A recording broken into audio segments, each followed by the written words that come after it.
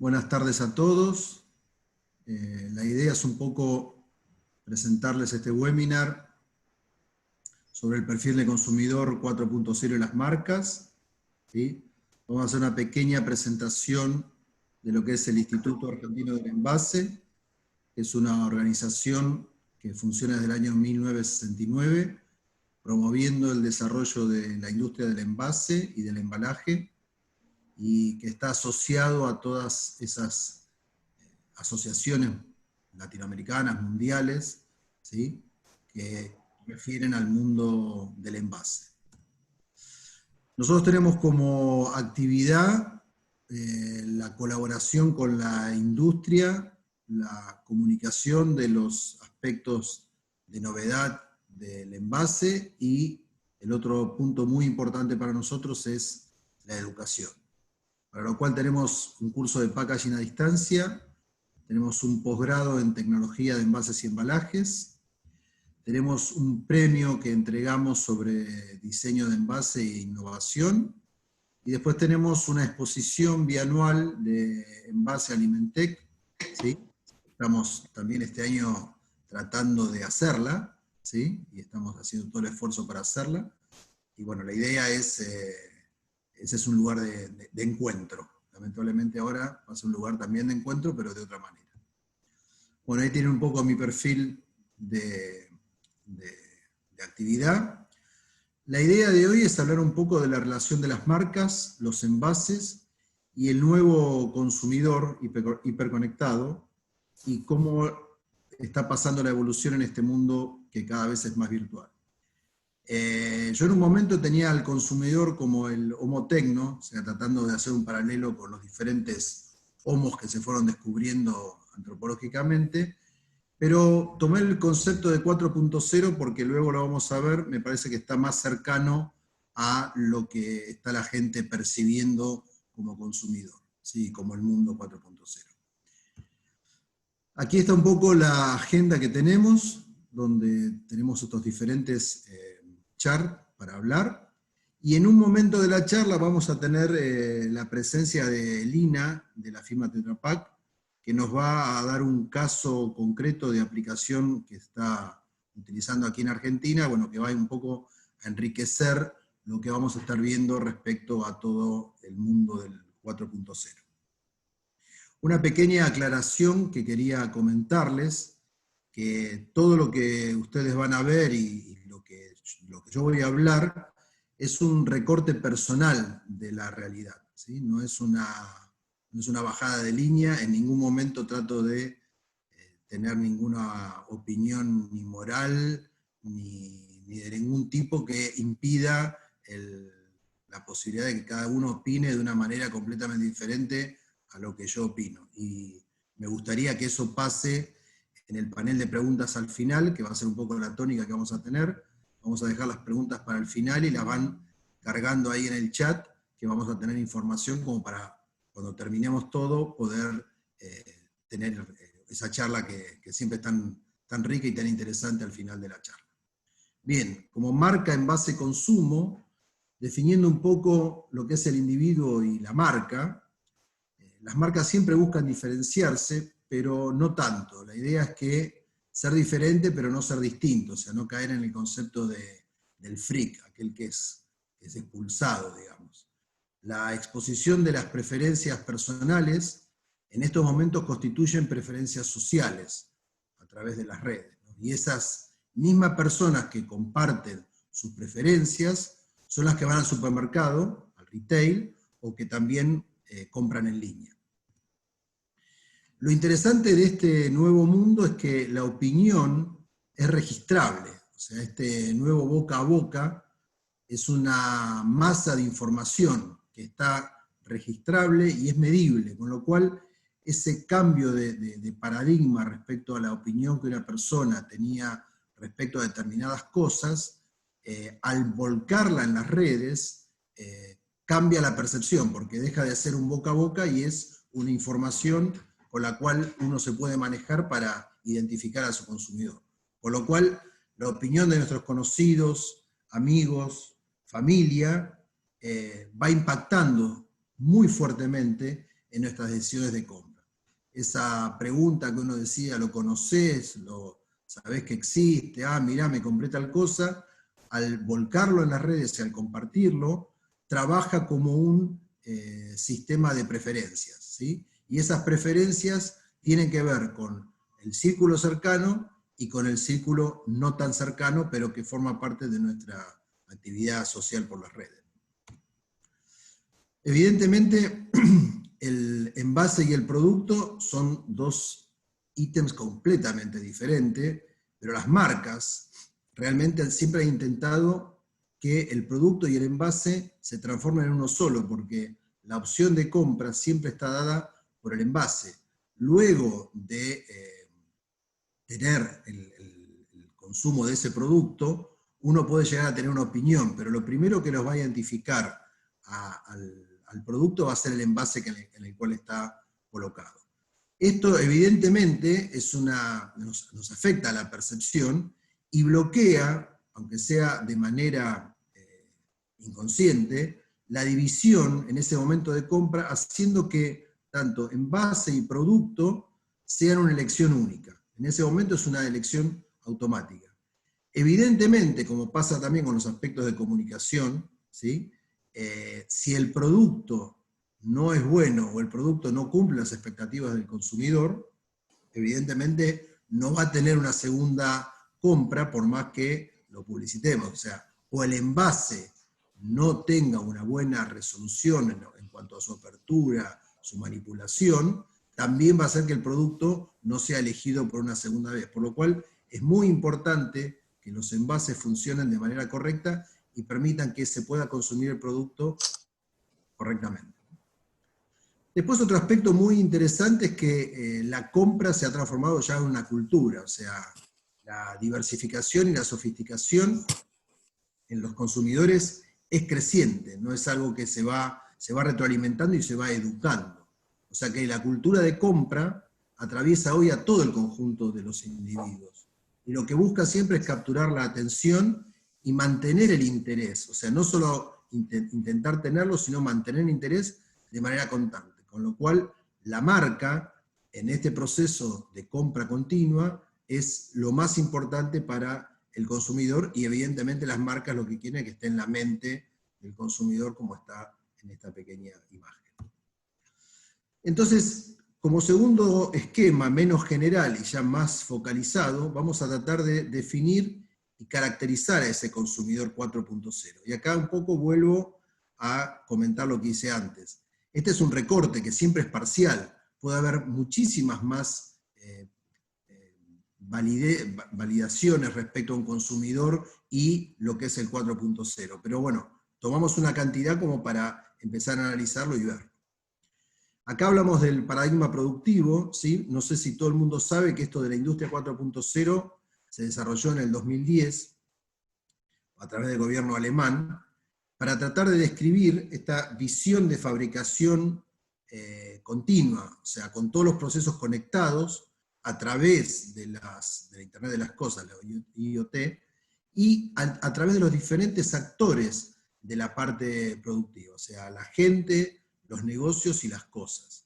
Entonces, esta gran conexión es la que hoy permite, de manera parcial, evidentemente estamos en una situación muy especial, de manera parcial, pero es lo que iba a permitir, tener toda esta información y que todos los elementos estén intercomunicados. Esa intercomunicación de los elementos hace que nosotros podamos tener una alternativa muy interesante respecto a que todo lo que está pasando pasa de manera contemporánea, ¿sí? En todos los aspectos de la cadena de valor de la industria, del envase y de la comercialización. ¿Quiénes son los actores involucrados? Evidentemente los actores involucrados son el mundo de los objetos, ¿sí? Y dividiendo los objetos que tenemos, unos son los envases, los otros son los dispositivos de comunicación, o las interfaces de comunicación, y los electrodomésticos. Si bien hoy todavía el concepto de electrodoméstico conectado a la web no es tan convencional, la mayoría de los nuevos electrodomésticos ya tienen la posibilidad. O sea, pasando directamente por el televisor, que es lo más convencional, pero todos los elementos de la vida doméstica donde interviene el envase, no solo desde la comunicación, sino desde el uso, lo tenemos de esta manera conectado. Y evidentemente también los consumidores y sus relaciones a través de estos actores. O sea, no solamente la persona de manera individual o aislada, sino las relaciones. Con lo cual ese mundo del consumo, ese mundo de la distribución o la logística y la industria están interconectados e involucrados de manera muy cercana. Este consumidor evidentemente está hiperconectado, ¿sí?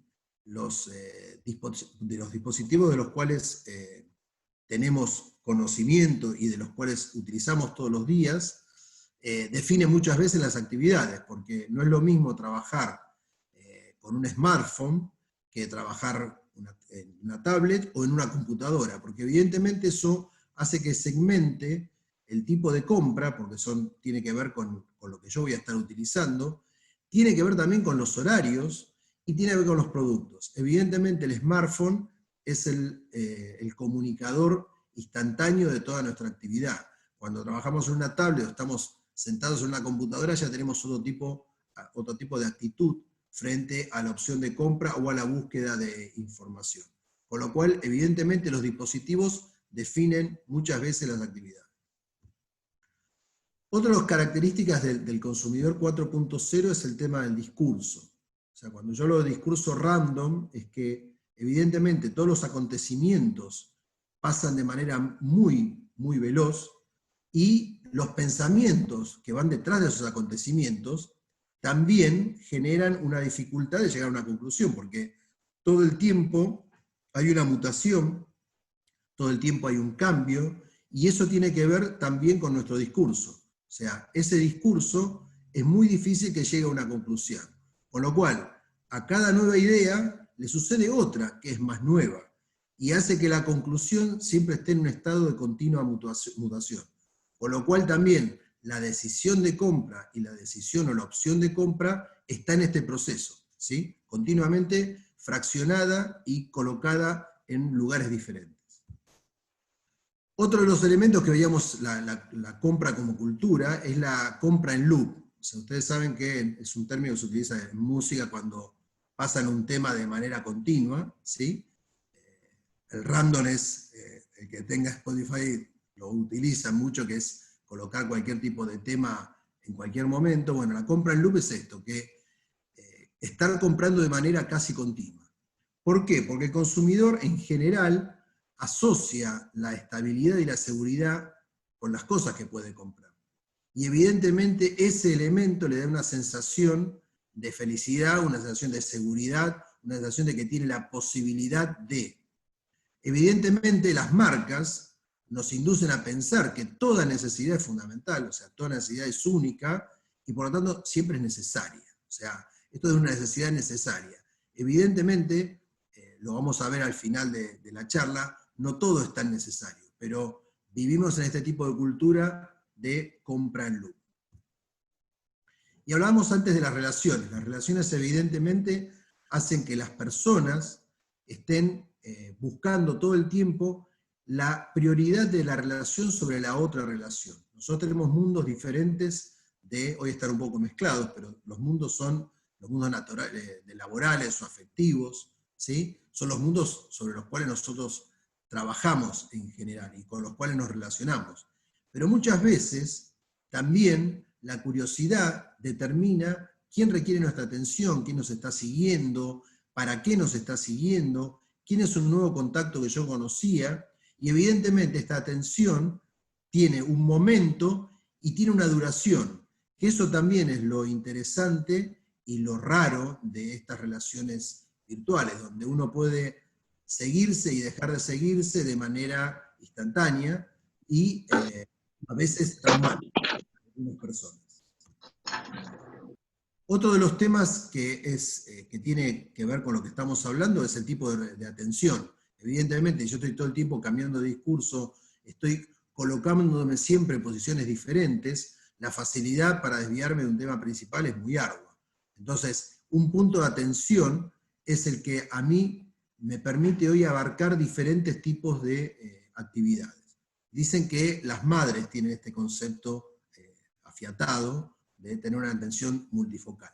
Se puede estar haciendo la comida, atendiendo a los chicos, hablando por teléfono con una amiga, ¿sí? Pero creo que todos de a poco hemos ido aprendiendo también esta forma de atención multifocal, y esto evidentemente hace que la alta influencia de los estímulos genere una pérdida de calidad, porque si estoy pensando en una cosa y estoy hablando de otra, y estoy haciendo otra, evidentemente el foco no va a estar en el punto específico. Con lo cual, siempre tengo que tratar de pensar en cómo retomo el foco del consumidor, porque siempre hay un delay entre las cosas que están pasando.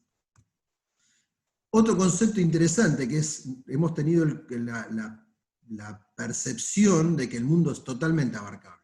O sea, esta sensación de conjunto nos ha sido dada por la información que es instantánea y es cuantitativa, ¿sí?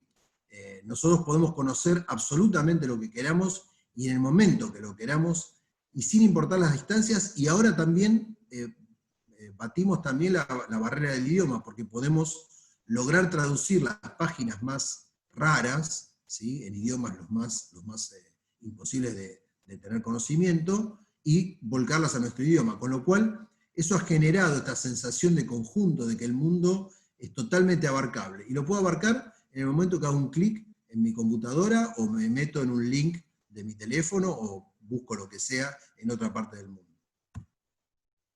Y esto nos ha llevado a que el instante sea idealizado, ¿sí?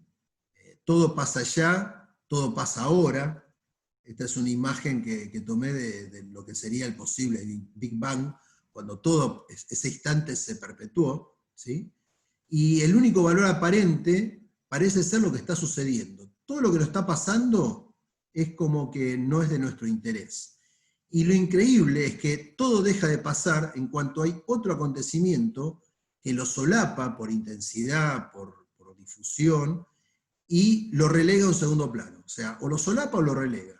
Podemos estar hablando de cosas, y esto es una cuestión de la vida diaria, podemos estar hablando de cosas, aparece un acontecimiento y deja el que pensábamos que era el único tema o foco de atención, lo deja en un segundo plano de manera casi instantánea. Otro punto muy interesante es la aprobación viral, o sea, el poder de las redes sociales y la influencia que tienen en la gente es amplificado por la repetición, ¿sí? Entonces lo importante acá es repetir. O sea, una campaña puede ser de una gran empresa o de una pequeña empresa emergente, ¿sí? Pero este tema de contar con la difusión del estímulo lo transforma en viral. Y muchas empresas grandes han buscado la forma de tener este tipo de información, este tipo de actividad en productos que estaban completamente destinados a un segundo plano. O lanzaron productos con este enorme grado de viralización y les ha generado una gran comunicación con un costo muy, muy bajo.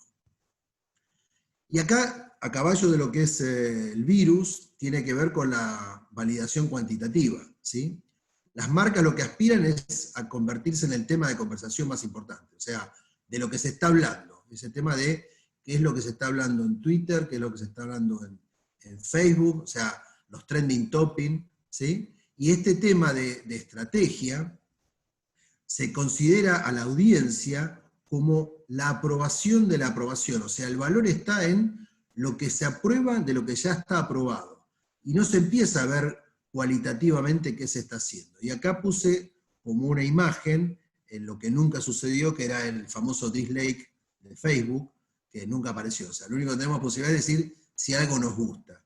Si nos disgusta, no tenemos la posibilidad de expresarlo, por lo menos a través de un icono, y ese icono genera un tránsito hacia nuestro producto. No es que es un icono simple, es un icono que genera un tránsito de nuestro producto y una atención de nuestro producto.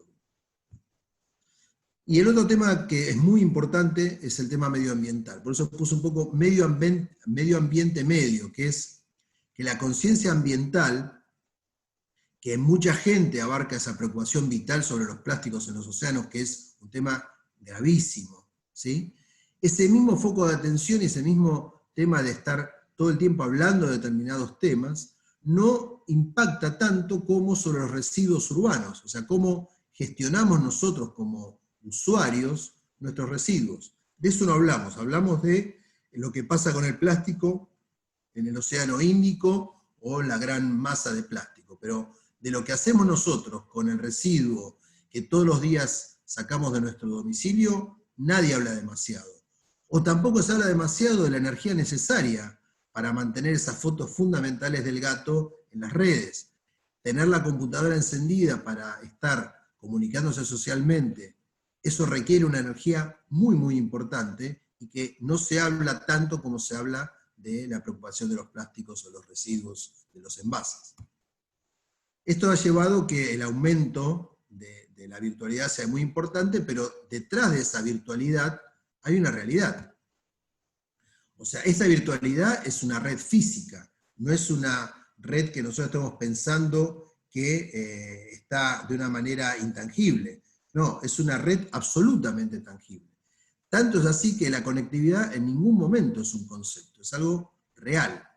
Y las redes están provistas por empresas. Y esas empresas en general representan a países o a intereses económicos. Y este enfrentamiento de quién maneja esa red, o sea, quién conduce esa energía de información, está ahora, en este momento, está muy, muy fuertemente afectado. Por ejemplo, Huawei era la firma que iba a colocar la red 5G en Europa, y hoy, en el día de hoy, Francia, que era su mayor aliado en la Unión Europea, dejó de apoyarlo. O sea, lo va a hacer cualquier otra empresa. ¿Por qué? Porque Estados Unidos se enfrentó de manera directa con esta compañía china, y eso ha generado que haya un freno en esa disposición de estructura física en el mundo virtual. Bueno, otro arquetipo, Amazon. Amazon está en estos momentos pensando en facturar en el 2023 $550.000 millones, pero para tener un poco más de precisión, esta información siempre fue previa al tema COVID, con lo cual seguramente ese valor de facturación ha sido y está creciendo de manera exponencial en estos momentos, ¿sí? Porque evidentemente estos ingresos tienen que ver con lo que hace Amazon, que es trasladar los bienes entre los sistemas de distribución y los consumidores. Pero evidentemente hay una cosa muy interesante donde esta satisfacción ha decrecido. Fíjense, esta es la curva desde el año 2003 hasta el 2020 de satisfacción de los consumidores frente a Amazon.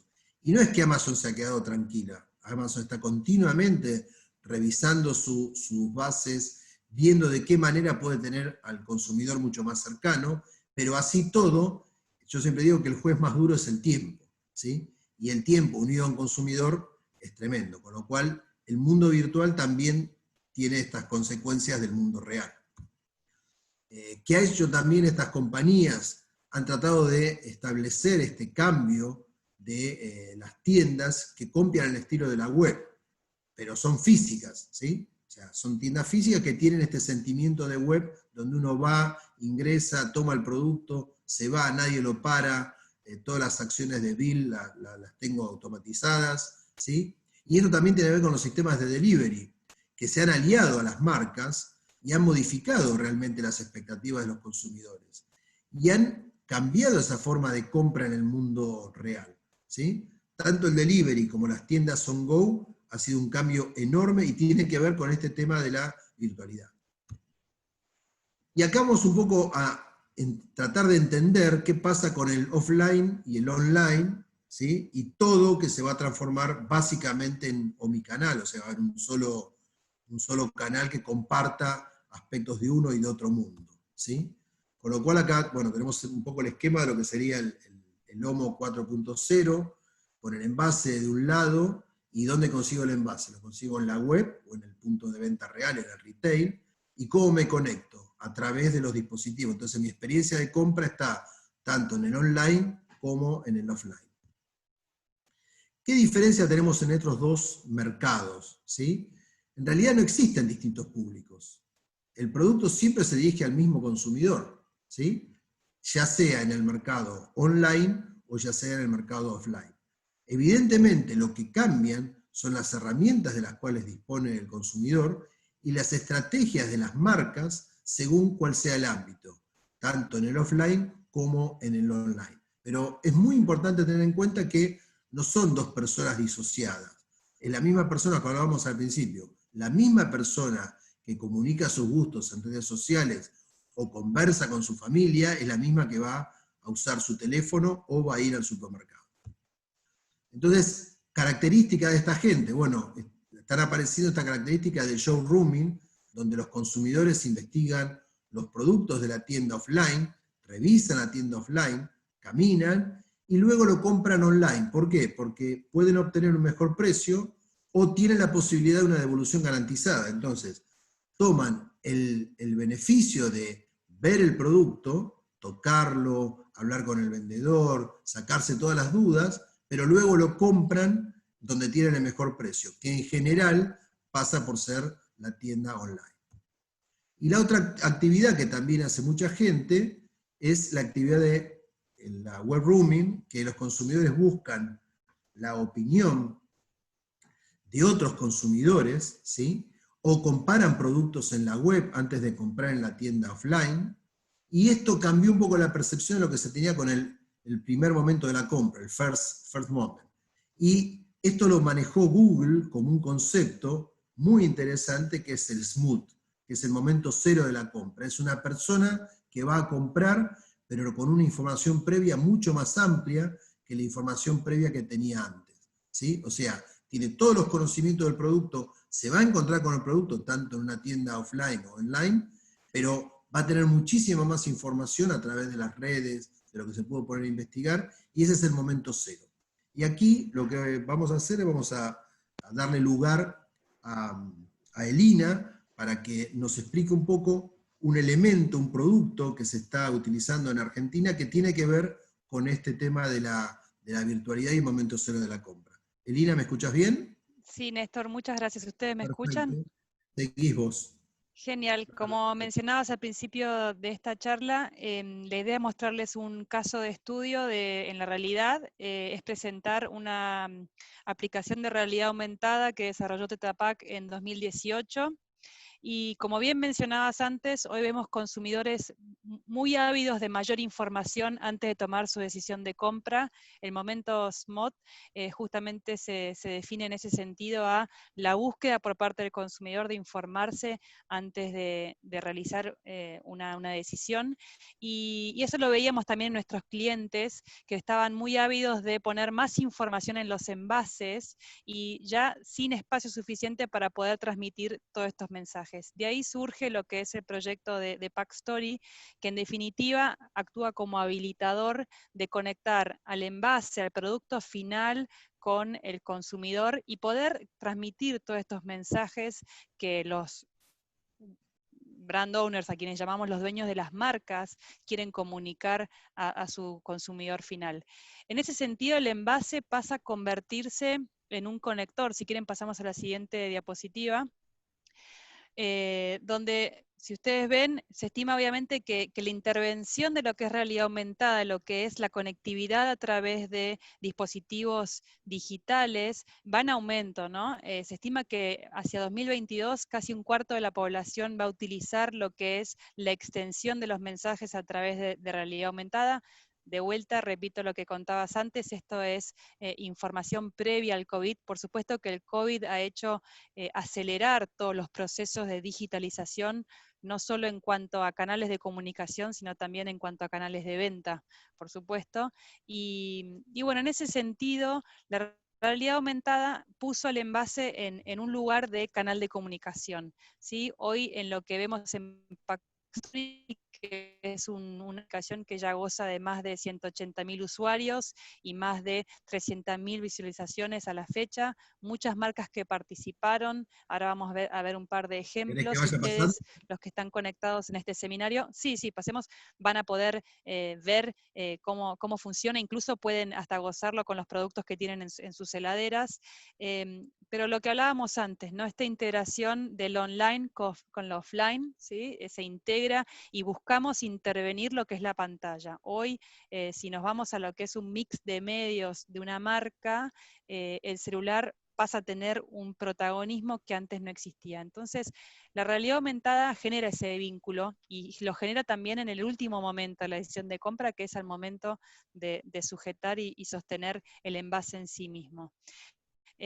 También hablamos, por supuesto, de digitalizar de alguna manera lo real, ¿no? Lo físico, de alguna manera integrarlo a este mundo virtual y, por supuesto, no deja de ser una manera de innovar la manera en que nos contactamos con el consumidor final. Las marcas cada vez más buscan la manera de diferenciarse y de cómo ser muy puntuales a la hora de comunicar sus beneficios y los beneficios que tienen sus productos. Por supuesto que el producto en sí representa el punto final y la manera más directa de llegar a tus consumidores.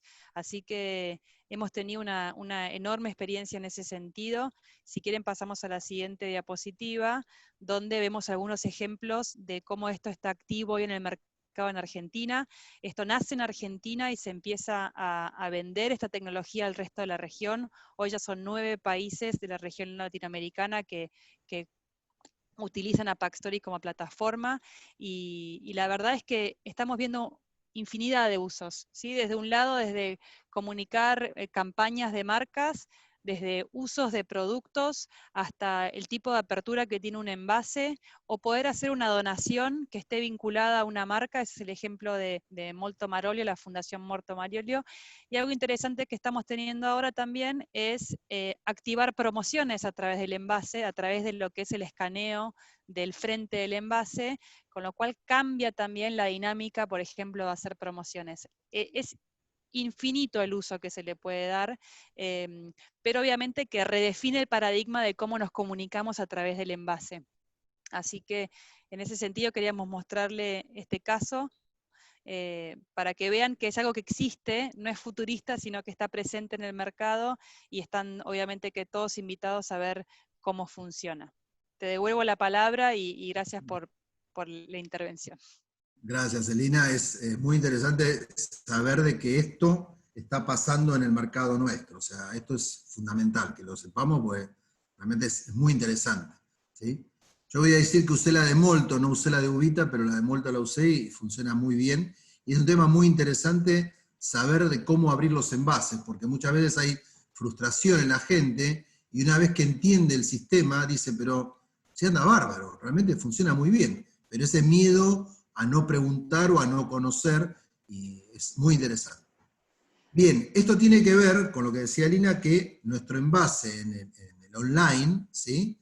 Los lineales tradicionales, uno tiene esa unión hacia el producto a través de caminar por la góndola. Pero evidentemente yo voy a buscar el producto en una web, lo que voy a encontrar, esto es un print de pantalla de lo que es Día Online, lo que voy a tener, mis productos van a estar manejados ya no tanto por el producto individual, sino por la categoría. No es el envase, ¿sí? Es la categoría la que se muestra y después buscamos el envase. Pero acá ven en la imagen inferior, yo tengo unos sistemas de ampliación, ¿sí?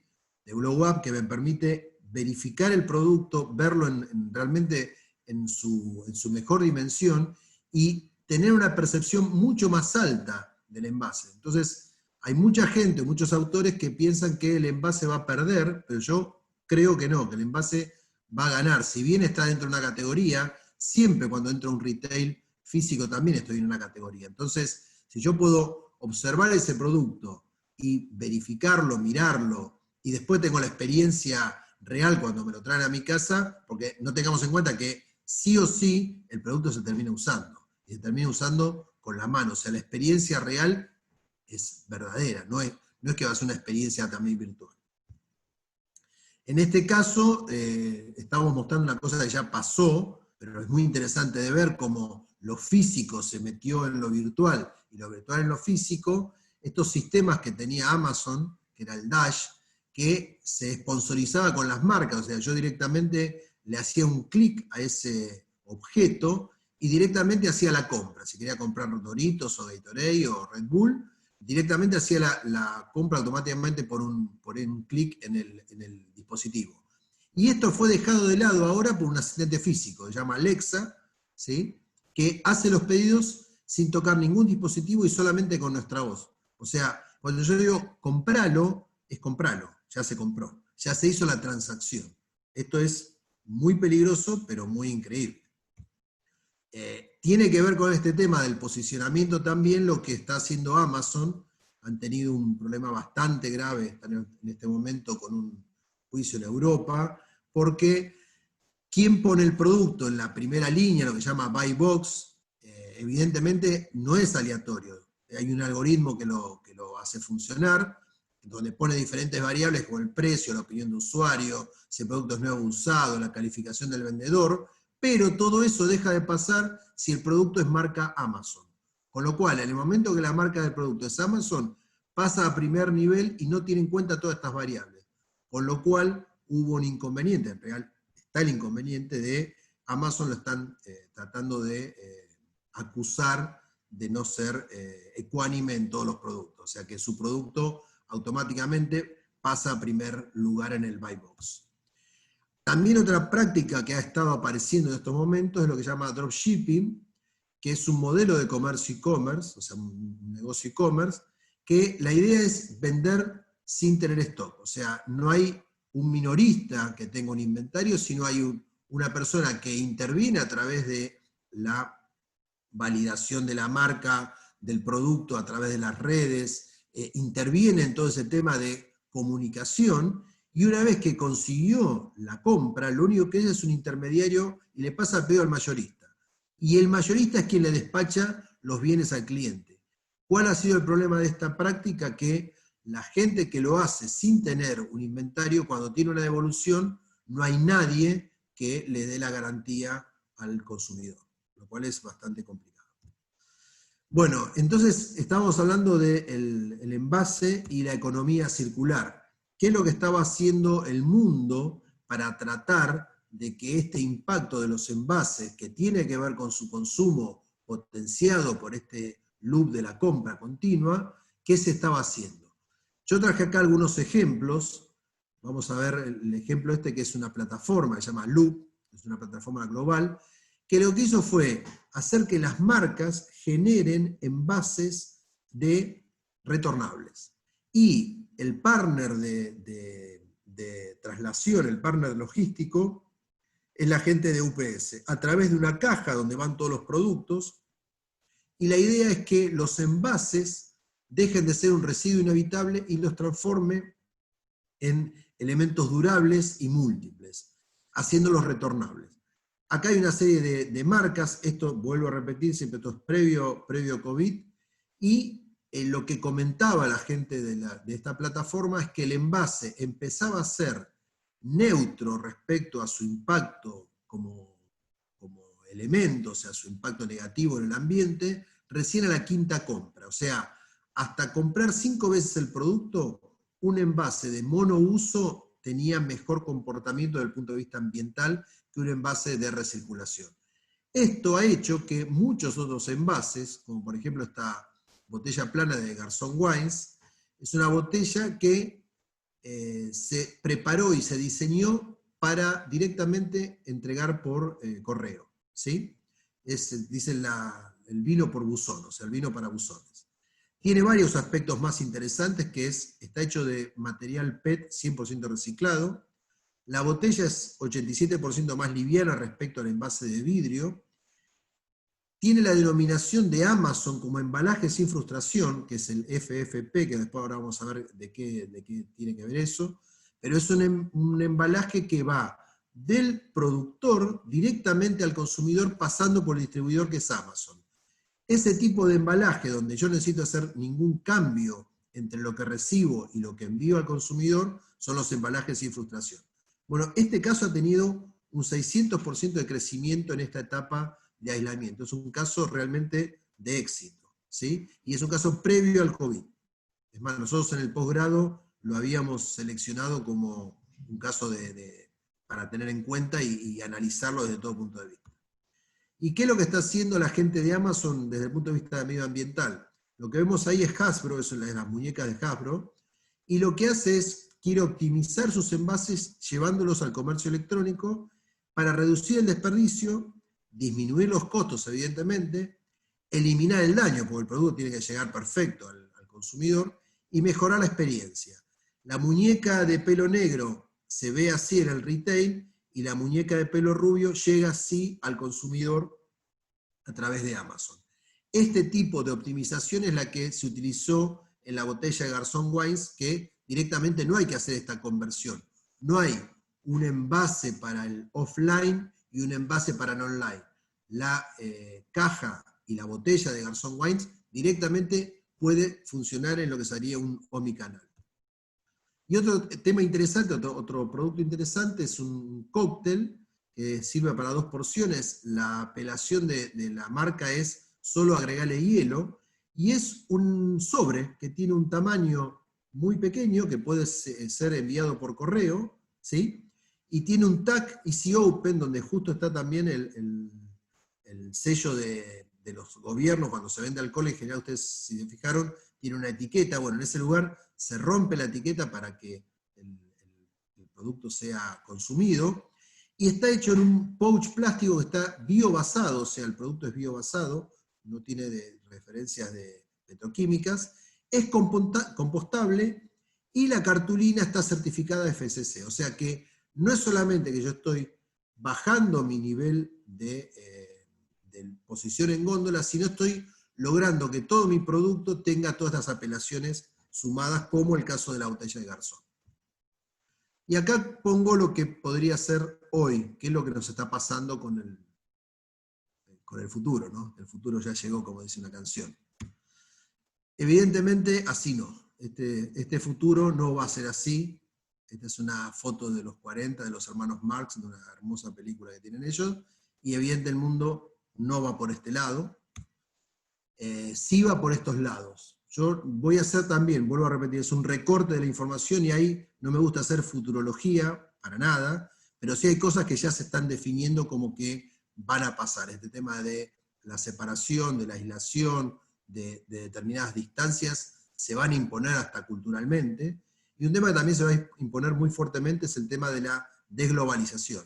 O sea, ¿qué ha pasado con esta crisis? Se vio que se podía fabricar de una manera más barata, pero concentrado en determinados países, o frente a una crisis nos quedábamos con falta de insumos. Entonces, este tema de reorientar las economías desde la producción que se destina a la exportación y llevarlas en muchos aspectos a mercados más locales. Otro tema que tiene que ver con el envase es el tema de la gestión ambiental. ¿Por qué? Porque evidentemente esta crisis ha reforzado el tema de que había una idea previa de que el envase descartable, es más, había muchas directivas de la Unión Europea para que el envase descartable desapareciera. O sea, evidentemente era mejorar el tema del punto de vista ambiental, pero parece que el COVID ha generado un cambio en la percepción de lo descartable como sinónimo de ausencia de contaminación o ausencia de infección, con lo cual este paradigma que iba hacia un lado va de alguna manera a ser modificado, pero evidentemente vamos a tener que modificarlo sin afectar lo que ya sabíamos que era el medio ambiental. Otra de las cosas, el nuevo consumidor, la gente de más de 50, entre las cuales me cuento, tienen otras necesidades y sí requieren un mayor nivel de aprendizaje con sus productos. Entonces, hay una nueva oportunidad. Esta crisis ha llevado a que toda la gente esté volcándose a los devices, a todos los sistemas de comunicación, y lo interesante o lo fundamental es quitar ese miedo a que la experiencia virtual pueda ser tan interesante como la experiencia presencial, y que sea completa y segura, porque hay mucho miedo con el tema de las transacciones y el tema de pérdida de dinero o pérdidas de información. Entonces, el consumidor es un nuevo consumidor que se suma, pero también va a exigir seguridad en eso.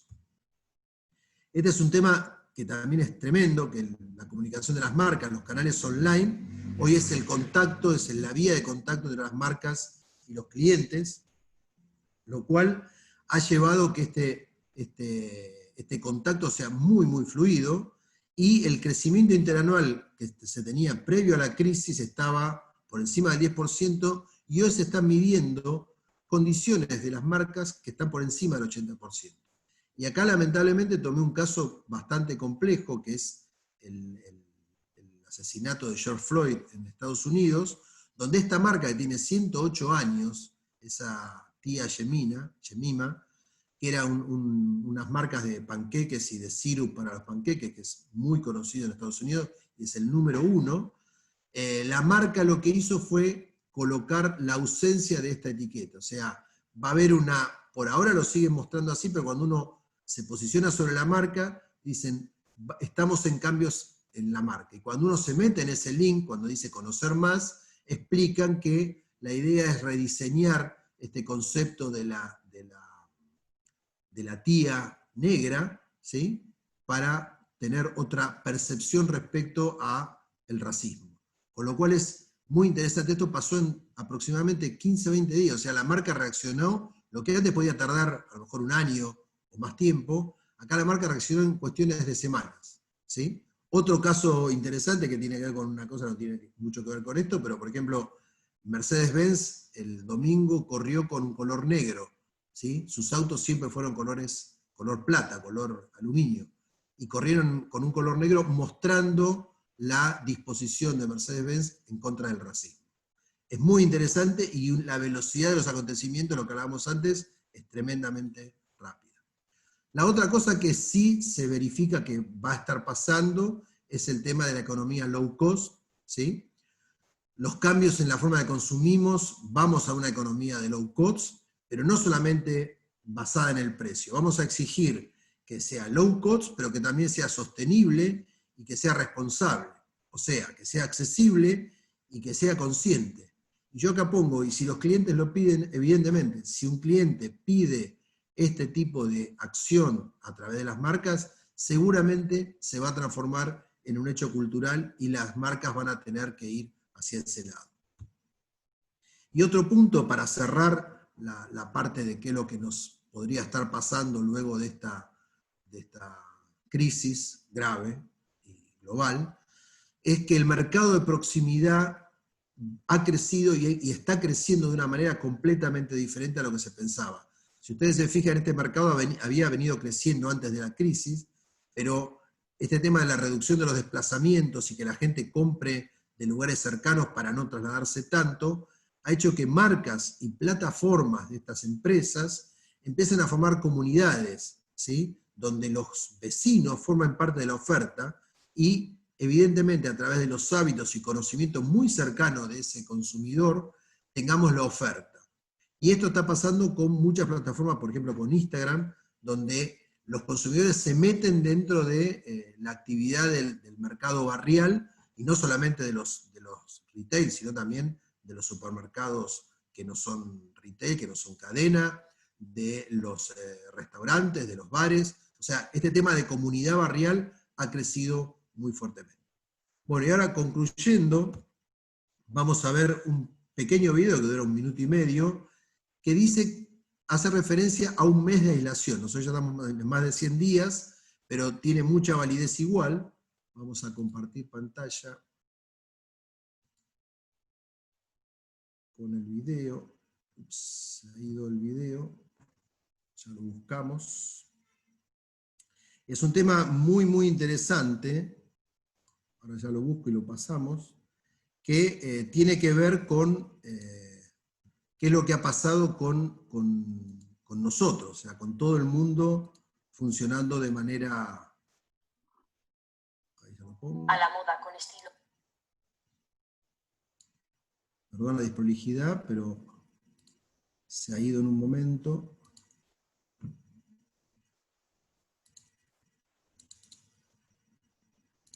A la moda con estilo, guapa, de firma de diseñador de la tienda más cool, este pantalón, este o este, quizá también aquel, no lo tienes, ¿a qué esperas? El mejor labial, las mejores pestañas, increíble piel, luminosidad al instante, no lo tienes, ¿a qué esperas? Sé como ella o él, qué zapatos y los tuyos ya no se llevan, comprar estos y quizá también estos, marca estilo, quizá con fuerza, la elegancia no se compra, pero bueno, quizás sí. Sigues en el 6, vamos por el 11, ¿a qué esperas? Cámbialo, véndelo, tíralo, regálalo, ¿a qué esperas? Vamos por el 12, habla, baila, posa, graba, envía, recibe, publica, sube, comparte, ¿a qué esperas? No se lleva, está pasando, nadie lo compra, ¿no lo sabías? Tíralo, ¿a qué esperas? Más grande, más luminoso, más habitaciones, más baños, un garaje, un coche para el garaje.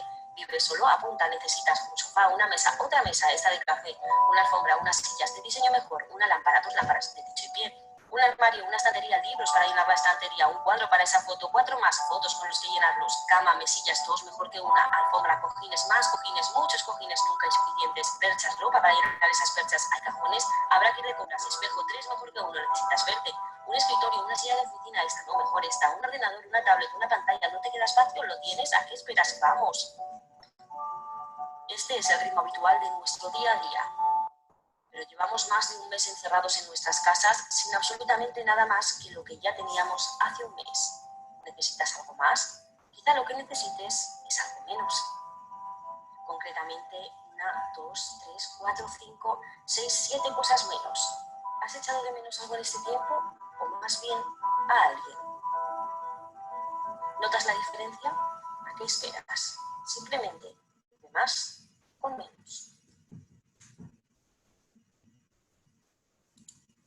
Bien, me pareció un tema bastante interesante para ver y entender que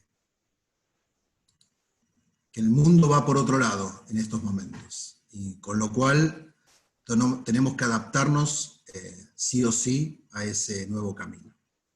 ¿Sí? Bien, si queremos podemos abrir, yo estoy mirando acá los chats. Buenas tardes, buenas tardes, buenas tardes.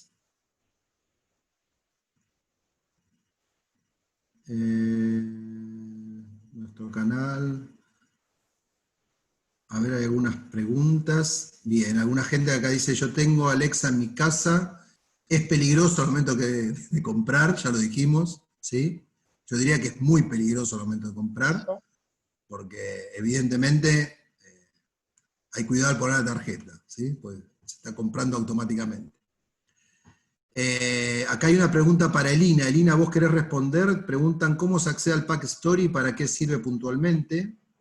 Sí, acá la veo. Pack Story es una aplicación de realidad aumentada que se accede en cualquier App Store de los celulares o dispositivos. Se busca Pack con CK Story y al bajar la app se pueden escanear los envases que tienen los logos que en el envase indicando que tienen realidad aumentada y despierta, o sea, el envase como que despierta en el celular lo que es la experiencia. Pueden probarlo con las cremas La Serenísima, con Termidor, con el Tomatados de la Huerta, con Bagio, Pronto. Marolio, todos los Marolio, sí. Easypack. La mayoría de los envases que vienen en nuestros cartones, la mayoría tienen los logos incluidos y pueden probarlos, y también obviamente está abierto a cualquier producto, va más allá de los envases que son de Tetra Pak, sino que está abierto a cualquier producto de la industria. Muy bien, Elina. Acá están preguntando si podría repetir sobre la economía low cost. Bueno, un poco lo terminé de decir con el video. Evidentemente hemos verificado que se puede vivir con menos. Y cuando un consumidor verifica que puede vivir con menos, cuando terminó de satisfacer sus necesidades básicas, eso implica que le va a pedir también a sus marcas que ese gasto que va a hacer en un producto tenga que ver con, quiero consumir de menor valor, pero un valor menor, pero consciente de cumplir con todas las expectativas, ¿sí? Eso es lo que implica la economía low cost. ¿Sí? No solamente dejar de consumir, que ha sido un tema que todos lo estamos padeciendo, sino que se va a consumir de otra manera, ¿sí? Espero haber respondido a la pregunta. ¿Por qué la tendencia de globalizar y ser más barato? Exactamente. Ese es el tema complicado, ¿sí?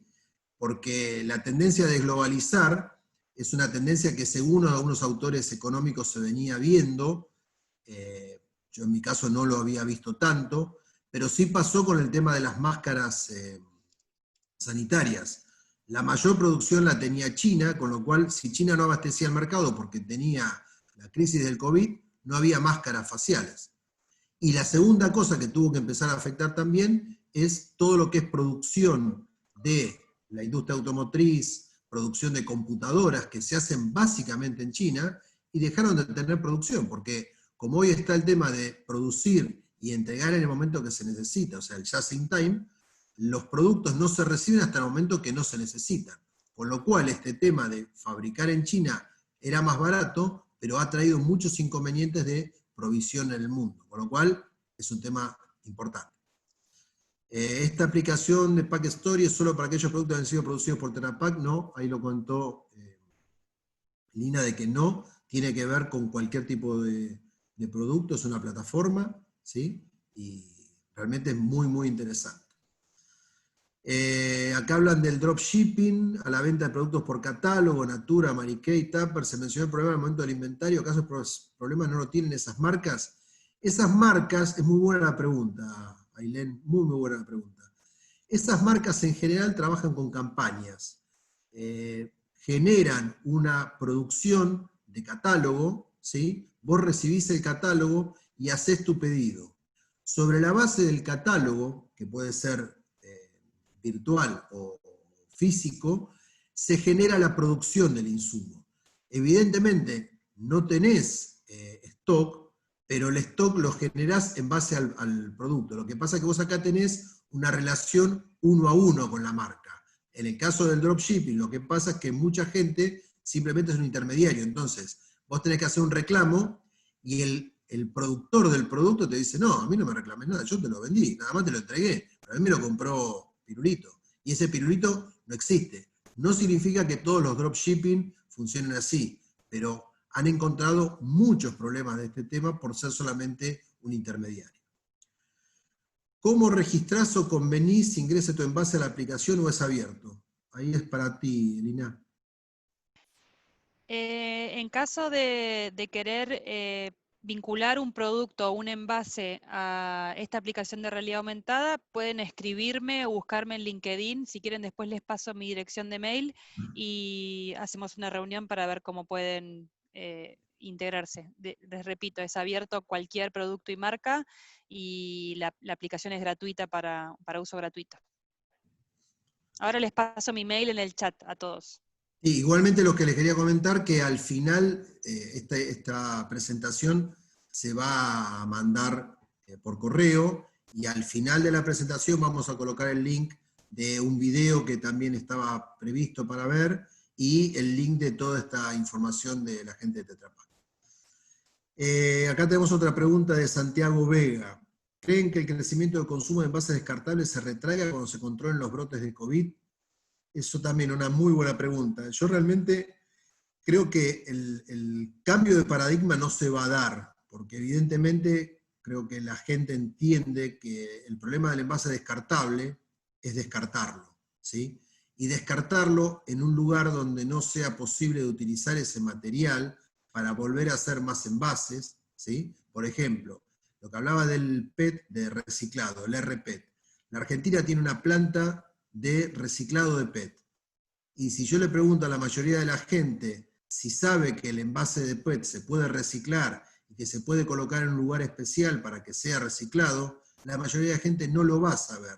O va a pensar que se puede tirar el envase de cualquier manera, cuando ustedes pueden ver en un lunes, después de un fin de semana, pasar por una plaza, la cantidad de envases vacíos de... Tomo el envase de PET por una cuestión nada más, pero esto no sirve para todo. Entonces, la gente no entiende de que ese envase de PET no se puede transformar en un residuo. Ese envase de PET se puede transformar en un nuevo envase de PET con calidad de aptitud sanitaria. O sea, yo puedo hacer nuevamente una botella de gaseosa o una botella de leche, ¿sí? Con ese material. Y eso es un enorme paso y un enorme avance, con lo cual lo descartable manejado correctamente no es un problema. Ahora, lo descartable manejado como residuo sí es un problema. Con lo cual creo que va a haber una mezcla de ambas situaciones. Van a seguir algunas normativas, pero controlando el tema de por ejemplo, las pajitas para absorber producto, ¿sí? Eso sí creo que puede llegar a ser cambiado, porque de hecho se puede cambiar con otro tipo de productos que ya se están utilizando, pero independientemente de ese punto, creo que va a haber un mix. O sea, no va a ser tan fuerte la mala prensa que tenía el envase descartable. Creo que va a levantar de alguna manera. Me tengo que conectar, muy interesante. ¿Hay alguien más que quiere hacer alguna pregunta?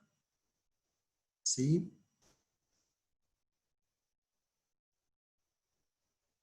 Si no hay nadie más, a ver. Si no hay nadie más, podemos ir desconectando, ¿sí? ¿Alguna otra pregunta más? Aquí está. Que la gente no sepa que se recicla es responsabilidad de las marcas.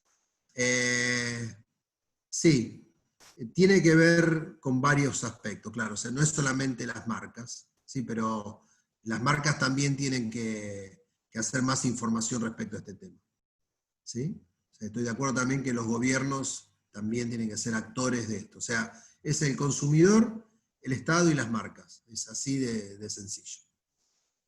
¿Alguna otra pregunta? ¿Cuál es la normativa del PET reciclable?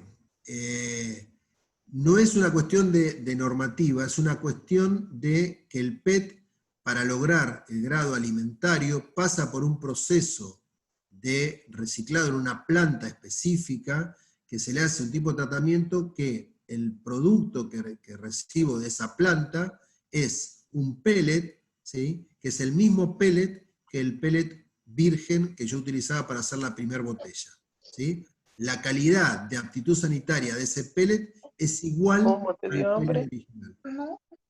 ¿sí? Entonces, ese es, Hagamos la una normativa pasa pausita. por el tipo de uso de esa planta, que garantiza que el PET reciclable tiene la misma condición de primer uso. ¿Alguien en la Argentina produce envases plásticos? Sí, muchas empresas, hay 2 empresas, aparte son miembros del Instituto del Envase, que producen a partir de plancha de PET, ¿sí? Bueno, la Coca-Cola es la que utiliza el PET reciclado, el RPET, y la firma Codnir es la que utiliza el PET para hacer envases termoformados de PET para, por ejemplo, comidas rápidas o comidas de roticería, y eso es PET reciclado, ¿sí? Se fabrica en Argentina, y la planta está en Argentina, que en otros países tienen una planta de reciclado de PET para uso, para primer uso o aptitud sanitaria. Es muy importante que nosotros la tengamos. El tema es, también lo tengo que decir, que no siempre tenemos la cantidad de materia prima, que tiene que ver con los consumidores, no tenemos la cantidad suficiente de materia prima de botellas para ser recicladas, ¿sí? Entonces es un tema muy importante. ¿Alguien más? ¿Alguna otra pregunta? También, si tienen alguna pregunta posterior a esto, se comunican con nosotros y le respondemos de manera directa. ¿Sí? Bueno, Néstor, no ¿me sé, Valeria, permitís? si... Sí. ¿Sí? Sí, no, quería comentarles a la gente, si no es que hay alguna otra pregunta, recordarles que en el día de mañana estamos ofreciendo un webinar también sobre indicadores de calidad packaging a las 15 horas. El miércoles el webinar que da Silvia Colombo, que es empaques para domicilio. Y también estamos, ¿Querés que comparta pantalla y lo vemos, si querés? si querés No se compartir puede? pantalla.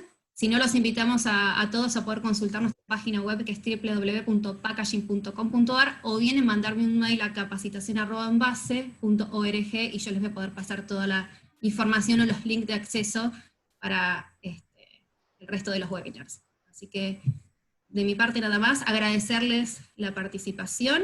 Muchísimas gracias a todos. Este webinar se va a estar repitiendo el día 14 de julio, para aquellos que quieran volver a estar, o aquellos que quieran invitar a otras personas, lo vamos a volver a dictar. Así que bueno, eso es. Acá una última pregunta, ¿cuál es a tu criterio el material de envase no reciclable que las personas prefieren adquirir y que les siga dando utilidad? Y el envase de vidrio, creo que es reciclable, pero es el envase que más utilidad se le da al envase de vidrio. Y otra cosa que se utiliza mucho, ¿sí? Aunque no lo crean, es la bolsita de polietileno que se utiliza en los supermercados, que vieron que utilizando esa bolsita se eliminaba consumir las bolsas de residuos convencionales. Con lo cual es un tema muy también interesante, ¿sí? Y creo que no quedó nadie más. A ver. Muchas gracias a ustedes. También les recordamos, Néstor, a la gente de que puede visitar nuestra página de YouTube, donde íbamos a estar subiendo esta presentación. Estamos subiendo todos los webinars que ha dado el instituto en este tiempo, así que pueden visitar nuestra página en Facebook, en YouTube. Perfecto. Todavía queda gente. Vamos a esperar que se retiren y ya vamos cerrando. Gracias a ustedes. Bueno, muchas gracias a todos por participar y nos encontramos en el próximo webinar. El próximo. Muy bien, muchas gracias. Adiós. Chao a todos, hasta luego. Chao. Hasta luego.